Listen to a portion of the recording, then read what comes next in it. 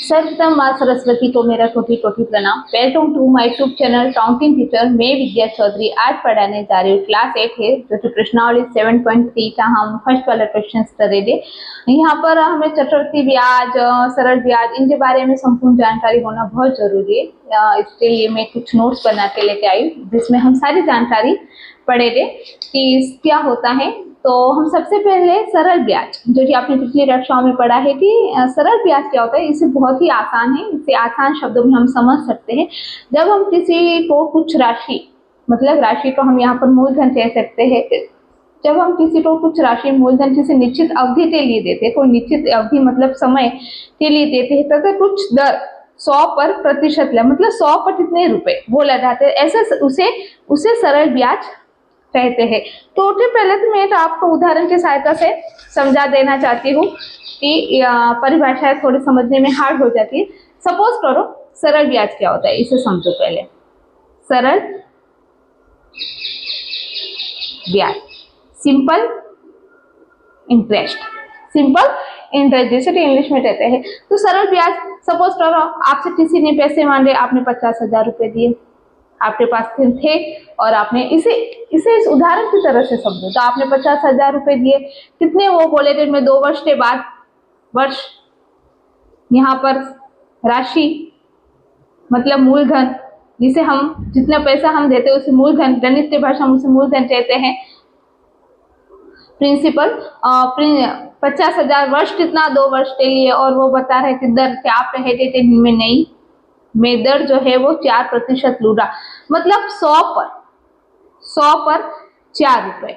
4% क्या होता है, 100 पर 4, मतलब मैं 100 रुपए पर 4 रुपए क्या लूटा, ब्याज लूटा, कर ब्याज, ओके, उसे कहते हैं सरल ब्याज। ठीक है, तो आपने इसे, ये तो आपको समझ में आ गया सरल ब्याज क्या होता है। जब इस सूत्र की सहायता से हम निकाले थे कि इसका ब्याज कितना आता है, अगर 100 पर ये 4 रुपए ये लेता है तो 50,000 पर 2 वर्ष के लिए वो कितना ब्याज लेगा, ये हमें निकालना होता है। तो इसे समझते हैं। उदाहरण, हमने 50,000 रुपए 2 वर्ष के लिए 4% की दर से पैसे दिए। वही उदाहरण है, 50,000 2 वर्ष के लिए हमने 4% की दर से किसी को किया हुए पैसे दिए हैं। ओके, यहाँ समझना। फिर हमने क्या किया, मूलधन हमारा क्या है, 50,000, आर जिसे हम दर से भी कहते हैं, 4% 100 पर 4 रुपए, टी मतलब समय, टाइम, 2 वर्ष। अब यहाँ पर एक सरल ब्याज के लिए सूत्र था, पी मतलब प्रिंसिपल मूलधन गुणा 8 दर गुणा टी मतलब समय बटा 100। तो 50,000 गुणा 4% मतलब प्रतिशत हट जाता है तो बटा 100 कर देते हैं, और समय 2 वर्ष था तो हमने 2 वर्ष लिखा। 50,000, ये 2 शून्य से 2 शून्य कट गए, 4 दूनी 8, 8 बचे 40, और ये 2 शून्य का 2 शून्य। तो हमारी जो अमाउंट राशि जो आई है, सरल ब्याज जो आया है वो 4,000 रुपए। अब जब वो उसे वापस लौटाएगा, तो 50,000 के साथ साथ उसे और कितने पैसे देने पड़ेंगे, 4,000 रुपए उसे और देने होंगे। कितने रुपए और उसे देने होंगे, 4,000 रुपए। 50 2 वर्ष के बाद अगर वो लौटाता है, अगर और वो 2 वर्ष के बाद और 2 वर्ष के बाद वो नहीं लौटाता है, तो सेम 4 वर्ष के बाद ये डबल हो जाएगा, 8 हो जाएगा। तो ठीक, ये इसी तरह सरल ब्याज में इस तरह चलता रहता है। ये आपको समझ में आ गया, बहुत ही आसान है, सिंपल। हम आमतौर पर सरल ब्याज ही लेन देन में यूज करते हैं, लेकिन जो व्यापारिक लोग होते हैं वो एक अलग ब्याज भी करते हैं। आपने कभी सुना होगा चक्रवृद्धि ब्याज, चक्रवृद्धि ब्याज। चक्रवृद्धि ब्याज क्या होता है, मतलब इसका तो शाब्दिक ही करते थे ब्याज पर ब्याज। देखो इसे समझना, वह ब्याज होता है, सरल चक्रवृद्धि ब्याज वह ब्याज होता है जो मूलधन के साथ साथ पिछली अवधि में जमा हुई अर्जित ब्याज पर भी लगाया जाता है। जिस तरह हमारा देखो, अब यहाँ पर हमारा ब्याज कितना आया था, सरल ब्याज आया था 4,000। इसे आप सबसे भूल जाओ। सरल, अब चक्रवृद्धि ब्याज क्या होता है, आपने 50,000 रुपए दिए, ओके, इसे समझना पहले। आपने 50,000 रुपए दिए, 2 वर्ष के लिए दिए, और 4% की दर से दिए। तो इसका 1 वर्ष का हम ब्याज निकालते हैं। 50,000 गुणा 1 गुणा 4 बटा 100, शून्य से शून्य कट दे, 4 एकम 4, 4 बचे 20 और ये 3 शून्य, ये बस ये 4 बचा 4 और ये 5, 4 बचे 20 और ये 2 शून्य का 2 शून्य, तो कितने आए 2000 रुपए, 2000 रुपए। लेकिन अब क्या होगा कि ये जो 2000 रुपए है वो 50,000 में जुड़ जाएंगे, 2000 रुपए जो है वो 50,000 में जुड़ जाएंगे, तो होगा 52,000। तो कितना होगा, अब ये नया मूलधन बनेगा। अब जो हम निकाले थे नया मूलधन बनेगा, देखो कितना डिफरेंस रहता है, 52,000 गुणा 1 वर्ष के लिए 4% की दर से 0 0 52 गुना 4, 4 गुना 8, 5 चौथा 20, 208 और ये 0। इस बार हमारा जो ब्याज है, तो पिछली बार हमारा जो ब्याज आया था वो 2000 आया था और अब ये जो ब्याज आ रहा है 2080। क्यों बढ़ा, क्योंकि यहाँ पर जो मूलधन था वो बढ़ गया है। तो अब जो ब्याज कितना हो रहा, बस ब्याज की अगर बात करें तो ये 2000 तो पहले था और ये 2080, तो टोटल कितना हुआ 4080। और जब हमने ब्याज निकाला था, सरल ब्याज जब निकाला था, तो हमें कितना ही देना था, 4000 ही देना था। लेकिन चक्रवृद्धि ब्याज में उसे कितने 80 रुपए क्या हो रहे, उसे ज्यादा देने हो रहे। क्यों ज्यादा देना हो रहे, क्योंकि सरल चक्रवृद्धि ब्याज में जो मूलधन होता है वो समय के साथ में बदलता रहता है, हर वर्ष नया मूलधन बनता है। और अब जो नया जो और वापस जब मूलधन बनेगा तो ये 52,000 में ये 4080 जो ब्याज होगा वो जुड़ के एक नया मूलधन बनेगा। तो ये आपको ध्यान रखना है कि मूलधन मतलब सरल ब्याज में क्या होता है, मूलधन कभी नहीं बदलता, मूलधन वही रहता है। लेकिन चक्रवृद्धि ब्याज में ये जो मूलधन है, प्रिंसिपल जिसे हम कहते हैं, बदलता रहता है। चक्रवृद्धि ब्याज मूलधन की अपेक्षा ज्यादा होता है। तो जब कभी भी अगर आप बड़े हो जाओ, अगर आपको पैसों की जरूरत हो, जहां तक हो आप सरल ब्याज से ही ब्याज लेना, क्योंकि चक्रवृद्धि ब्याज में पैसे बहुत ज्यादा जाते हैं। और चक्रवृद्धि ब्याज आमतौर पे जो बैंक्स वगैरह होते हैं वो चक्रवृद्धि ब्याज के रूप में ही इसे देते हैं। और इसका जो यूज होता है, हमने देखो ये एक उदाहरण भी किया था कि 50,000, इसे एक अलग तरीका भी है करने का। हमने ये 1 वर्ष का निकाला, फिर वापस उसे काउंट किया, फिर इसमें बहुत वक्त चला जाता है। इसे एक करने का अलग तरीका है। 50,000 रुपए 4% की दर से 2 वर्ष के लिए चक्रवृद्धि ब्याज याद करें। 50,000 रुपए 4% की दर से 2 वर्ष के लिए। तो इसका एक सूत्र है, ए मतलब मिश्रधन। इसे कैसे कहते हैं, मिश्रधन का मतलब होता है कि जो मूलधन के साथ में क्या होता है, ब्याज जुड़ता है। अमाउंट मिश्रधन, अमाउंट मूलधन प्रिंसिपल, ब्याज इंटरेस्ट। और इसे एक सूत्र होता है, पाठ्यपुस्तक के अनुसार एक सूत्र दिया गया है, ए पी मतलब मूलधन 1 R बटा 10 100 और n। और जब कभी आज मैं आपको समझाऊंगी एक चीज, और इस आधार पर हमने देखो यहाँ पर 50,000 लिखा, गुना किया 1 किया प्लस 4 बटा 100 कोष्टक किया। जब हमने इनका लसअप लिया तो 104 की घात 2 आई, तो हमने 104 को 2 बार लिखा। अब ये 0 से 0 कट गए। जब हमने 104 और 5 को गुना किए तब हमारे पास आए 54,080। 54,080। तो अब देखो हमारे यहाँ पर आप ध्यान देना, हमारा जो ब्याज आया था 2 वर्ष का चक्रवृद्धि ब्याज, जिसने हमें एक अलग तरीके से निकाला, तो हमारा 4080 यहाँ भी आया था और यहाँ भी 4080 ही आया। लेकिन ये सूत्र की सहायता से किया, जिसे करने में आसानी होती है।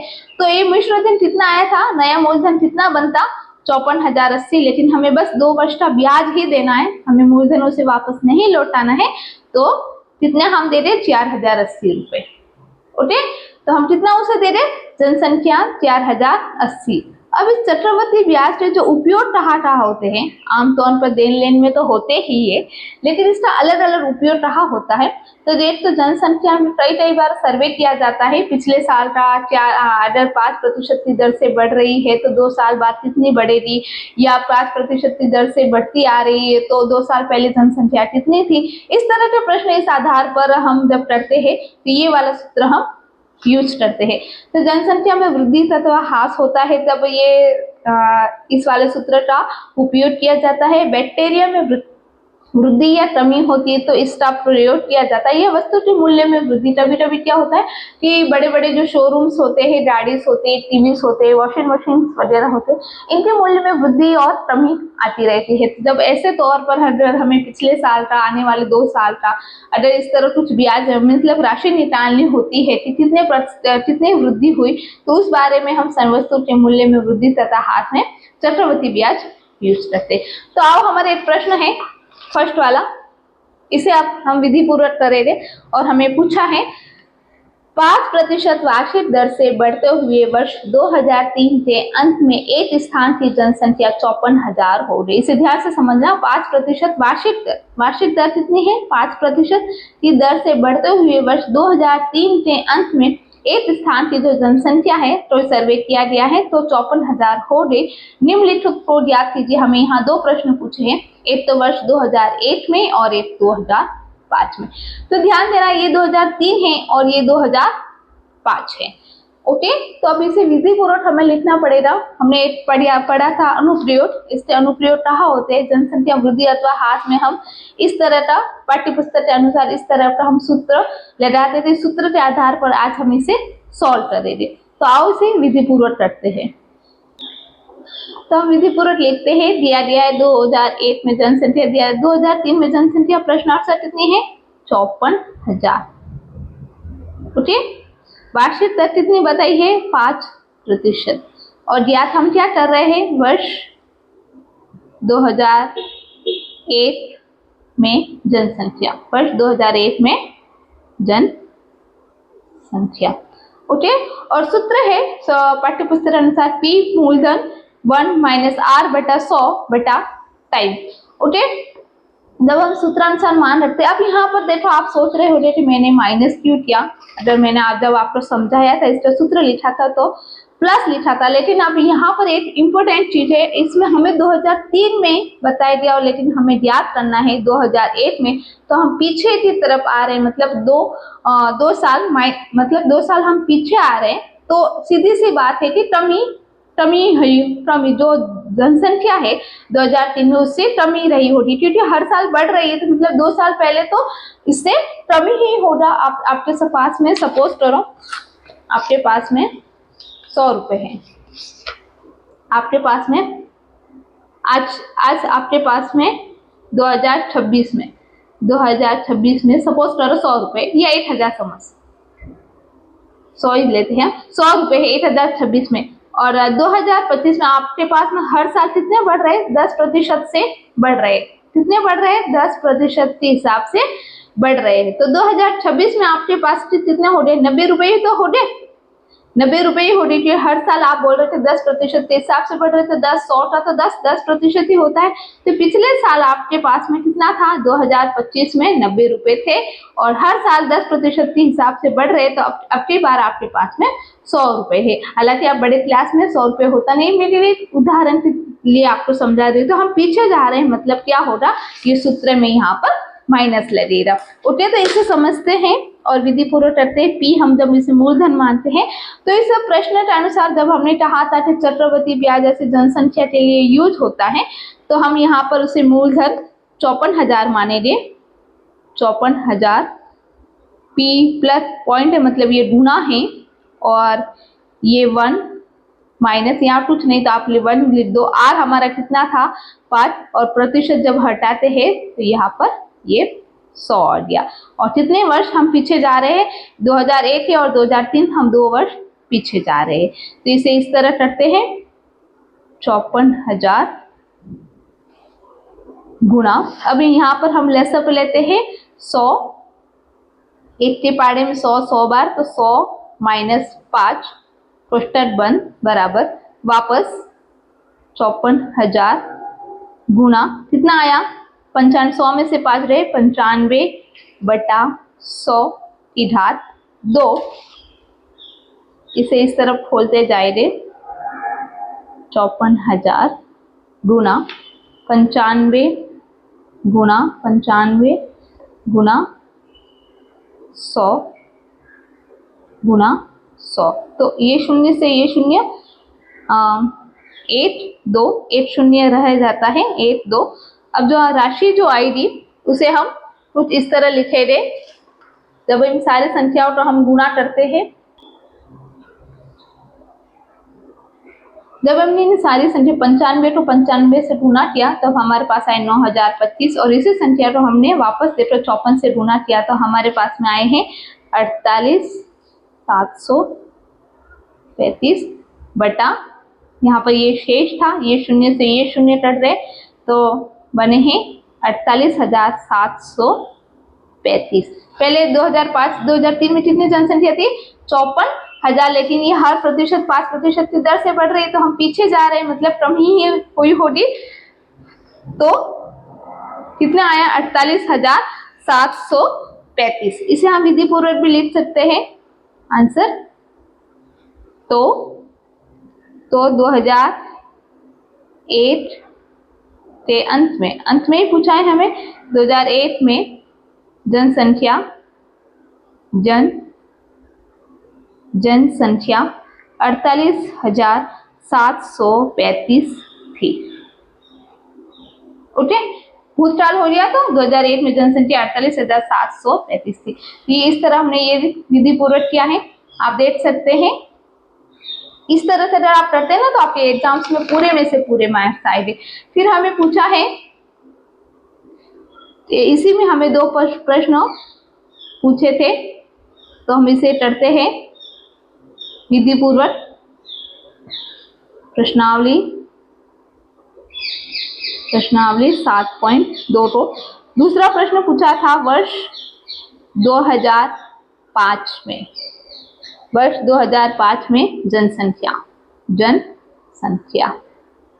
वर्ष 2005 में जनसंख्या, तो इसे भी विधि पूर्वक करते हैं। आओ, तो हम सारी बातें यहाँ पर लिख देंगे जो हमारे पास में है। और वर्ष 2000 में हमें 2003 की जनसंख्या कितनी बताई थी प्रश्न में? 54,000। यहाँ पर हम देख सकते हैं, हमें इसी के तो 2 प्रश्न हमें पूछे, 54,000 थी और वार्षिक दर जो थी 5%। तो हम यहाँ पर लिखते थे 5%। क्या करना है? वर्ष 2005 में जनसंख्या, 2005 में जनसंख्या, ये हमें यहाँ पर पूछा गया है। तो हमें पता है कि जनसंख्या जैसे प्रश्न जो होते हैं हम चक्रवृद्धि व्याज के सूत्र के हिसाब से हम इसे निकाल सकते हैं, क्योंकि हमने ये इंट्रोडक्शन वीडियो में पढ़े हैं। और इसका निकालने का क्या सूत्र है? A बराबर मिश्र धन हम जब निकालते हैं तो P गुणा 1, यहाँ पर R देखो आगे हमें पूछा है, मतलब बढ़ रही है कुल मिलाकर। अब यहाँ पर माइनस का हम चिन्ह नहीं लगाएंगे। 2003 में हमें बताए हैं, 2005 में मतलब हम आगे की तरफ जा रहे हैं। तो बस अब इसके अनुसार जब हमें मान रखना है, सूत्रानुसार मान रखने पर, तो चलो A था A बटा P कितना है? यहाँ पर हमें मूल, हालांकि ये मूलधन होता है लेकिन प्रश्नानुसार हम इसे मूलधन को यहाँ पर 54,000 मानते हैं, गुणा 1 है प्लस R हमारी थी 5%, हट गया तो नीचे बटा 100 और वर्ष हमारे यहाँ पर हम 2 लिखते हैं। हम 2 वर्ष आगे की तरफ जा रहे हैं तो हमने यहाँ पर 2 वर्ष लिखा। तो आओ इसे हम हल करते हैं। 54,000 गुणा, हम यहाँ पर लसअप लेते हैं, बटा 5/100। यहाँ पर भी हम इस तरह लिखते हैं 54,000। जब हम यहाँ पर लेस लेते हैं तो फिर 1 के पहाड़े में 100 आता है, 100 बार, तो 100 प्लस 5 ये 2। आगे हम चलते हैं वापस, इसे जब खोलेंगे 54,000 गुणा 105/100 गुणा 105/100। क्यों हमने 2 बार लिखा? क्योंकि इसकी घात 2 थी। तो ये 2 शून्य से ये 2 शून्य कटते, ये शून्य से ये शून्य कटते। तो आओ इसे हम किसकी संख्या को गुणा करेंगे? 54 गुणा 105 गुणा 105/10। तो आओ इसे हम हल करते हैं।